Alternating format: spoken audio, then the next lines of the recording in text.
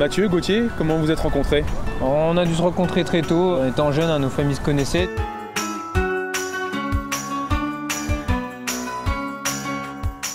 Alors les premiers coups de pagaie de Mathieu et Gauthier, je les connais bien puisque j'étais entraîneur du club d'Épinal à l'époque.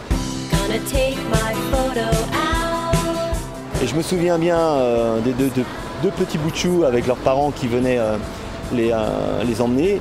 Et surtout, ce que j'avais remarqué, c'était une assiduité d'entrée de jeu qui faisait de la pluie ou du vent ou du beau temps, ils étaient là, présents.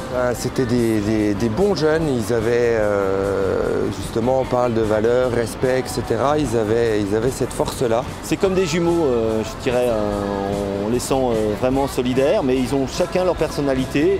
Et surtout, le point fort, c'est que je ne les ai jamais vus comment se prendre la tête. Nous, ce qu'on essayait de faire, c'était de véhiculer des rêves. Donc, il me semble que ce rêve-là, on en parlait souvent. Souvent, on nous disait « oh là, c'est bien loin tout ça », mais c'est pas si loin que ça parce qu'ils y sont. Voilà.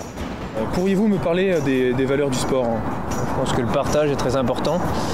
Partage parce que même si on est un sport individuel, nous déjà dans notre canoë biplace c'est un peu comme une équipe et qu'on partage aussi au sein de l'équipe de France avec les collègues pour avoir une bonne ambiance. Je pense qu'une autre valeur c'est le dépassement de soi parce que même si des fois on gagne des courses, et si on monte sur les podiums, on est plus souvent à côté et ça nous pousse à se dépasser.